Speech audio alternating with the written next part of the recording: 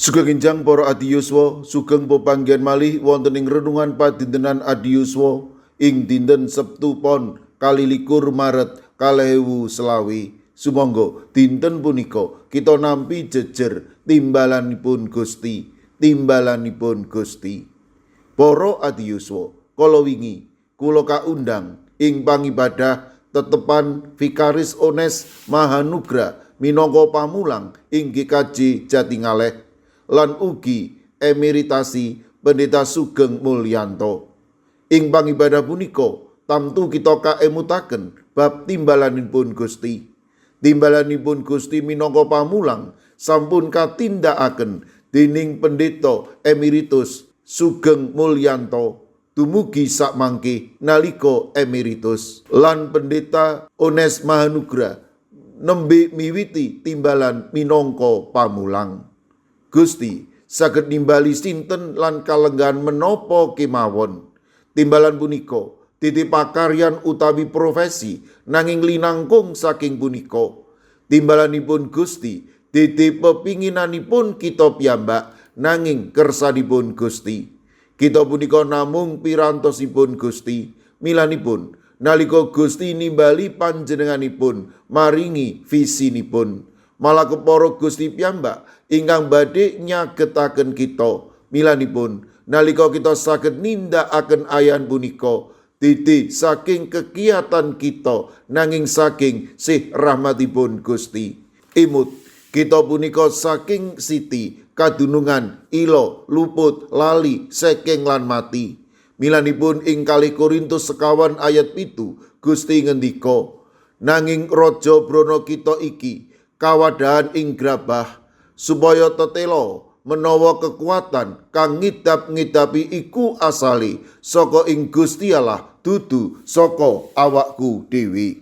Para adiyuswa, nalika ngayahi timbalan kadang kala kita supi sinten ingkang kedah kamulyakaken. Milanipun kita umuk gumunggung rumaos sedaya punika awit kita lan namung kita ingkang saged ngayahi. Mekaten ugi supi menawi Gusti Allah ingkang kedah kamulyakaken milanipun lajeng ngegungaken diri lan pados jeneng. Monggo kita emut, kita menika namung pirantosipun Gusti.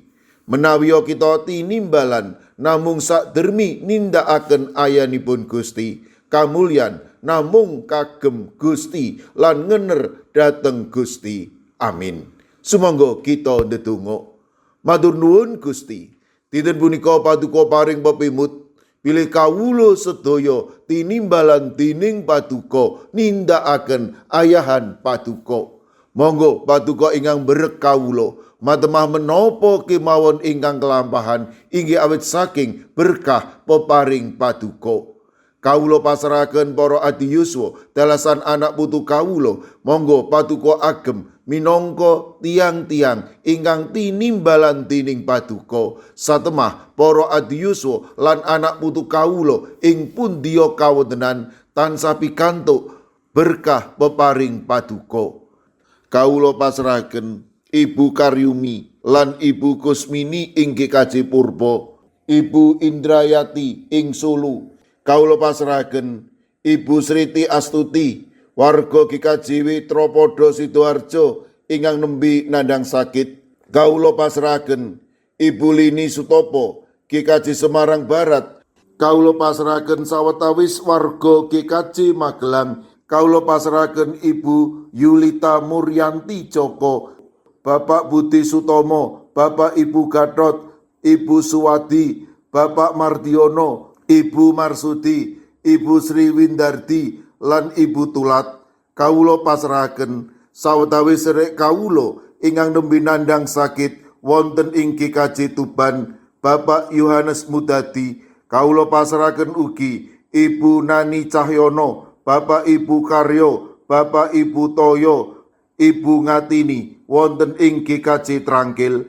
Kawula ugi masrahaken sedherek kawula ing GKJ Immanuel Solo, Ibu Tugiani Sunarto. Kawula pasrahaken Ibu Lasiem Blok 6 GKJ Gondang Winangun. Mekaten ugi ing GKJ Wonosobo, Bapak Lazarus Samijan, Ibu Endang Sarjono, Bapak Yusuf Sunaryo, Ibu Rodiah Sumarti, mekaten ugi Eyang Sarwito wonten ing kikaji ngalian. Kawula ugi emut kalian Ibu Wahyono ringin anom ing kikaji Plengkung. Mekaten ugi Ibu Sunarti ing kikaji Salaman. Ing kikaji Ungaran kawula masrahaken Ibu Sukito, Bapak Sembiring, Ibu Munarti, Bapak lan Ibu Tugiman, Ibu Surisno. Mekaten ugi kalau pasrahaken Ibu Tati wonten ing kikaji Immanuel Solo, Bapak Jatmiko ing Denpasar, Ibu Warsi ing Kemenjing, Ibu Apri wonten ing Canden.